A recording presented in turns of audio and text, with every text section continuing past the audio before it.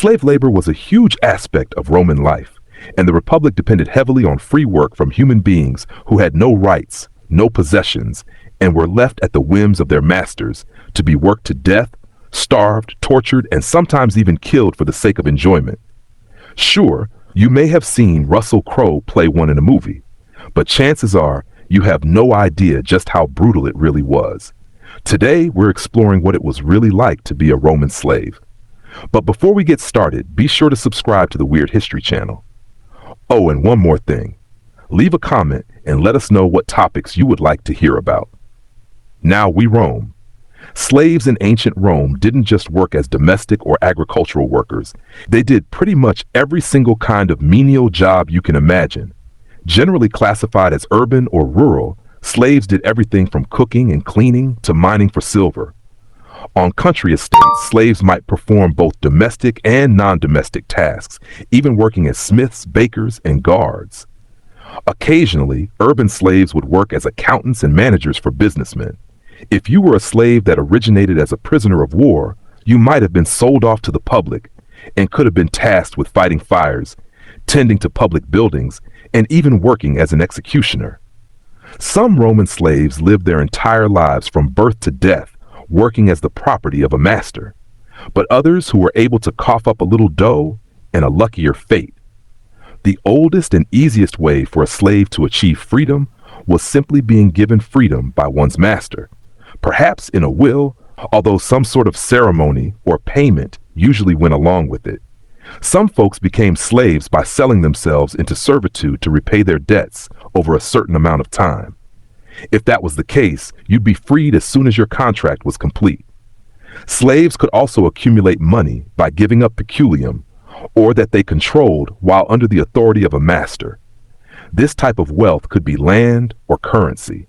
And although it was technically still under the control of the master, slaves could use this as a tool to purchase their freedom. After buying their freedom, slaves didn't just magically become full-fledged Roman citizens, though. After the process of manumission, aka buying your freedom, these former slaves were more like conditional citizens and became clients of their former owners. They were also restricted from taking public office. And if you were under the age of 30 and wanted to buy your way out of servitude, you were completely out of luck. According to the Roman jurist Gaius, slaves under the age of 30 could not be freed during the 1st century CE. Being a slave was cruel and unbearable during any time period, and the Roman slaves were no exception. Slaves who were considered property of the masters were expected to behave, and if they didn't, the consequences were nightmare fuel. In Menechmi by Plautus, the 2nd century playwright attributes the following words to Messenio, a slave: stripes, fetters, the merriness, hunger, bitter cold, fine pay for idleness. That's what I'm mightily afraid of. Surely then, it's much better to be good than to be bad. I don't mind tongue lashings, but I do hate real floggings. Yikes. Slave owners could beat and punish slaves harshly, inflicting everything whippings to chains and fetters. Masters also had free rein to sell their slaves, execute them by hanging or crucifixion, and make them do the worst possible tasks as punishment. And if you tried to run away, they'd brand you. Ouch! Nothing sounds less appetizing than limited rations of bread, right? Well, slaves, being the lowest rung of Roman society, were clearly not eating like kings. This guy, Cato the Elder, who was a soldier statesman and historian from the 3rd and 2nd centuries BCE, wrote about the daily needs of agricultural slaves, specifically what they should receive for food and drink. According to Cato, slaves should receive wheat to make bread. Although shackled slaves who couldn't grind their own grain were to receive bread itself. When slaves worked the fields during the summer, more flour was needed, as was additional wine. If we were working in the hot Roman fields all summer for no money, we'd be in need of additional wine too. In addition to bread and wine, slaves eat what Cato termed relish. This Roman relish, however, was not exactly what you'd find on a baseball stadium hot dog. Instead of pickles, it was made of olives. During the 1st century BCE, slaves round out their diets by gathering wild fruits and vegetables, as well as cultivating crops on their own. Domestic slaves got the opportunity to start urban gardens. Of course, they always had the option of picking up their master's leftovers. While most slaves functioned as a coerced, unpaid labor pool, some enslaved men and women got to join the ranks of criminals and prisoners of war in the gladiator ring. Made up mostly from slaves, the first gladiatorial contests appeared as early as the 3rd century BCE. One famous slave, Spartacus, was actually trained in one of Rome's gladiator schools. And if the idea of a gladiator school sounds cool to you, let's just say these gladiator training academies weren't exactly sleepaway camps. Gladiators in training were treated more or less like prisoners, but did receive food, medical attention, and specialized apparatus training. Treated more like investments than human beings, these performers weren't slain very often. They were too valuable, according to archaeologist Wolfgang Neubauer. Many former slaves also volunteered to be gladiators.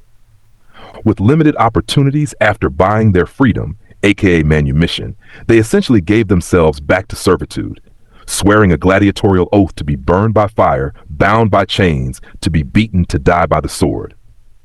Okay, for an oath, we've got to admit the gladiator oath is pretty hardcore. But you've got to imagine conditions for freed slaves had to be pretty terrible if they were earnestly volunteering to fight to the death. One thing that urban and rural slaves had in common was that they both lived in rooms that were typically far removed from their masters and overseers. Domestic servants still lived in their master's house, sometimes even sleeping close enough to tend to his or her needs overnight. But there was a decided effort to keep slaves separate from free men and women. Typically, a slave's quarters would be located near storage facilities and were usually shared with other slaves. Imagine a bunk bed next to a garage, but Roman. If you were a Roman slave, chances are your style game wasn't exactly on point. Slaves were forced to wear simple clothing, not much different than garments worn by the poor free men and women. Masters provided a tunic of 3 feet and a half and a cloak once in 2 years. If you had a long torso, seems like you'd be out of luck. Also, once in 2 years, good shoes should be given. Imagine only getting 1 pair of shoes every 2 years. And this is during a time when duct tape didn't exist. To add insult to injury, male slaves weren't allowed to wear the one quintessential Roman fashion garment, togas. Female slaves were also forbidden from wearing stolas, a dress worn over their tunic. According to Seneca, the Roman Senate once considered instituting a uniform for slaves to more clearly distinguish them in society. They ultimately decided against it to prevent slaves from knowing just how many of their ranks existed. Bone-chilling. Why would the Roman Senate be concerned that the slaves knew how many of them there were? Well, because there were a lot of them. I mean, a lot.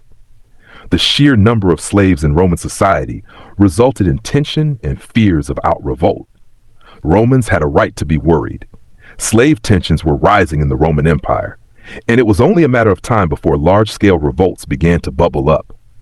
Aside from minor skirmishes, there was one famous large-scale slave rebellion that truly posed a risk to Roman society.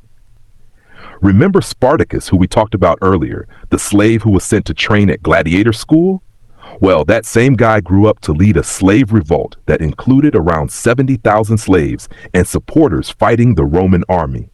Now, those are some serious numbers. Spartacus and his forces fought against the Roman military several times from 73 to 71 BCE, defeating them 3 times before being slain. According to sources, Spartacus fought valiantly to the end, wounded by a spear thrust in the thigh, but went down on one knee, held a shield in front of them, and fought off his attackers until he and a great number of his followers were encircled and fell. While Spartacus and his army may have lost in the end, their fight didn't amount to nothing. Concerns over future uprisings prompted some legal action to ensure or at least encourage better treatment of slaves. Unlike other historical forms of slavery, Roman slavery was not dependent upon race or ethnicity, and the number of slaves varied at any given time. After the Punic Wars during the 3rd and 2nd centuries BCE, thousands of men and women were enslaved, many of whom served as artisans, craftsmen, and agricultural laborers. As the empire expanded, Rome took more and more prisoners of war, and tons of non-Romans were enslaved, including individuals from Greece, Egypt, North Africa, Gaul, and Asia Minor. Apparently, Rome was an equal opportunity slave nation, I guess. Female slaves were not exempt from manual labor, but they often performed personal duties under the auspices of elite and wealthy Roman women. Slaves could be trained to apply cosmetics and do hair, kind of like a glam squad that's forced to be there and doesn't get paid. Other female slaves even served as wet nurses for wealthy Roman women. That is one bad boob job. Empress Livia Augustus's wife had more than 1,000 attendants, many of whom were female and male slaves alike. Female slaves were also vulnerable to the whims of male masters and could end up as the unfortunate victims of sexual abuse, sometimes with the masters charging a fee for the male slaves to engage in these heinous acts. Surrounded by all this pain and suffering, it's no wonder female and male slaves alike were itching to jump into the gladiator ring. Slavery was pervasive and fundamental to the Roman economy, but there were different opinions on how slaves should be viewed in Roman society. Stoics, most notably Seneca the Younger, wrote about the relationship between slave and master, emphasizing the humanity of the former alongside the responsibility of the latter to be kind and paternalistic. According to Seneca, a slave sprang from the same stock is smiled upon by the same skies and on equal terms with yourself breathes, lives, and dies. Former slave Epictetus lived and taught in Rome, also calling for the fair treatment of slaves by masters. Epictetus found slaves to be noble. But is nobility the same as freedom? Not exactly. One thing's for certain. Any society that depends on slave labor is not a sustainable and just culture. Good thing slavery fell along with the Roman Empire in 476 CE. What do you think of the hardships faced by Roman slaves? Let us know in the comments below. And while you're at it, check out some of these other videos from our white history.